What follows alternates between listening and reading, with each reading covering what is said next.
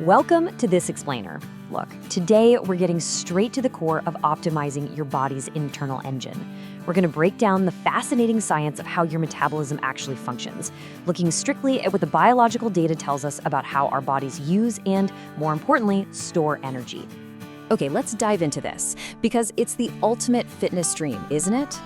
Is it actually possible to burn fat without simply piling on more and more punishing hours at the gym? I mean, we've all been conditioned to think of fat loss as this simple math problem where we have to torture ourselves on a treadmill just to earn our meals. But as you'll see, the human body is vastly more sophisticated than a simple calculator. Section 1.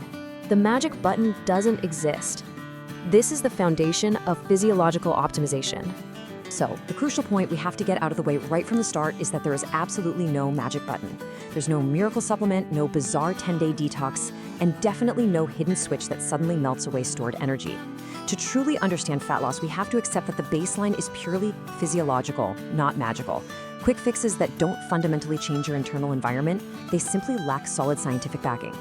But here is the good news. Your body is actually designed to burn fat constantly, specifically when immediate glucose or sugar is in low supply and your cellular engines are running smoothly.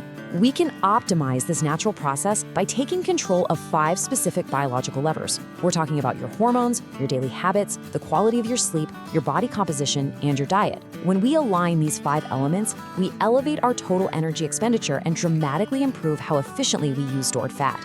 And we do all of this without adding a single extra minute of formal exercise. Moving to Section 2, insulin, the master key, the biological gatekeeper.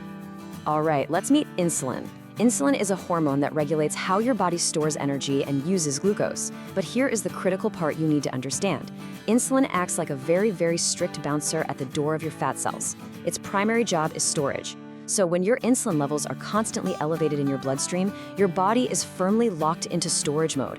Even if you're working out, if that insulin is high, the biological doors to your fat stores are slammed completely shut. It becomes incredibly difficult to use fat as fuel. So how do we get past the bouncer? Well, to open those doors, we have to improve what scientists call insulin sensitivity. This just means your body needs less insulin to get the job done, which keeps those levels lower overall. We can actually do this through 4 key lifestyle steps. 1, getting high-quality sleep. 2, cutting down on refined sugars that violently spike your insulin. 3, increasing your muscle mass, which acts kind of like a sponge for glucose. And 4, avoiding the habit of constant all-day snacking. Upgrading your insulin sensitivity directly grants you better, faster access to your stored fat. Now, what's really interesting about this slide is how this all translates into your daily life. It's called metabolic flexibility. Over on the left, notice how someone with good metabolic flexibility transitions seamlessly between burning glucose right after a meal to burning stored fat between meals. They have steady energy and great control. But on the right, we have poor flexibility. This is the person whose insulin is always high. They are entirely dependent on constant hits of glucose. And because they can't easily access their fat stores for energy, they constantly suffer from fatigue, brain fog, and just relentless hunger. Section 3, the hidden fat burners. Let's talk about passive energy burn. You know, the most profound realization you can have about your body composition is that muscle isn't just for moving around. It's actually a highly active metabolic organ. Simply existing with more muscle mass increases your total daily caloric burn, even when you're just sitting on the couch doing absolutely nothing. It consumes energy at rest, and has a huge bonus, it vastly improves that insulin sensitivity we just talked about. And this brilliantly illustrates another hidden burner, the thermic effect of food, or TEF. See, not all calories cost the body the same amount of energy to process. Notice the massive difference here. When you eat protein, your body spends roughly 25% of those calories just to digest and assimilate it. Compare that to carbohydrates, which cost about 5 to 10% to process, and dietary fats, which cost almost nothing, like 0 to 3% to digest. Simply prioritizing protein inherently increases your daily energy expenditure without a single drop of sweat. Next up is an acronym you should definitely commit to memory: NEAT. That stands for Non-Exercise Activity Thermogenesis. Essentially, this is the hidden exercise of your daily life. We're talking about walking to your car, pacing around while you're on the phone, gesturing with your hands, and even just shifting your posture in your chair. It might sound trivial, but NEAT is literally one of the most critical factors in your overall caloric burn. The difference in meat between two people of the exact same size can be hundreds, sometimes thousands of calories a day. And the beauty of it is, it's not a grueling workout. It's just continuous, natural daily movement. We can also leverage pure environmental thermogenesis. Your body burns energy simply to maintain its core temperature of 98.6 degrees Fahrenheit. When you expose yourself to slightly cold environments, your body activates a specialized type of tissue called brown fat. Unlike regular white fat, which just stores energy, brown fat literally consumes energy to generate heat. It's a completely passive way your body burns through fuel just to keep you comfortable. Section 4. The power of sleeping well. These are the silent saboteurs. Okay, let's trace this hormonal cascade carefully because it honestly explains so much of our daily struggle. When you don't sleep well, your body initiates this catastrophic chain reaction. Leptin, that's the hormone that tells your brain you're full, it just plummets. Ghrelin, the hormone that triggers hunger, absolutely skyrockets. So you literally wake up biologically programmed to be ravenous.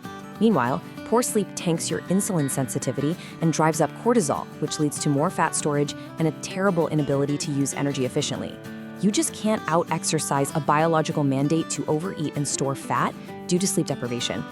Running right alongside poor sleep is its partner in crime, chronic stress. Chronic, unmanaged stress keeps that hormone we just mentioned, cortisol, elevated pretty much around the clock. And cortisol has a very specific, very frustrating function when it's constantly high. It specifically favors the storage of fat right in the abdominal area. It also fundamentally alters your hunger signals, making you aggressively crave high-energy, sugary foods. Lowering your stress levels genuinely improves your body's ability to use fat as energy, and again, you do this without changing your workout routine one bit. Section 5. Making your body work better. The final upgrade. It all starts with meal frequency. Based on everything we've learned about the bouncer at the door, insulin, it becomes crystal clear that eating constantly, snacking from the moment you wake up to the moment you go to bed, is a massive roadblock. It keeps insulin elevated all day, completely blocking your access to stored fat. Simply spacing out your meals, eating substantial protein-rich plates, and allowing for actual biological pauses between eating, that lets insulin fall. And when insulin falls, those doors to fat burning swing wide open. All of these habits, the spacing of meals, the quality sleep, the non-exercise movement, the protein intake, they all serve one ultimate master, your mitochondria. These are the actual cellular engines that produce energy and determine exactly how efficiently you use fat. You optimize your mitochondria not just by exercising, but by sleeping adequately, eating nutrient-dense foods, and just staying active throughout the day. I want to leave you with this final paradigm-shifting thought to wrap up this explainer. Fat loss doesn't depend solely on the gym. It is a highly complex, beautifully orchestrated system involving your brain, your hormones, your metabolism, and your daily habits. It's time we stop stressing over the math of doing more exercise and endlessly punishing ourselves. Instead, what if we focus on the science of creating the ideal internal conditions for your engine to run perfectly? It's not about doing more, it's about your body working better. Apply these biological truths, optimize your internal environment, and you will fundamentally change how your body operates. Keep learning, keep optimizing, and I'll see you in the next explainer.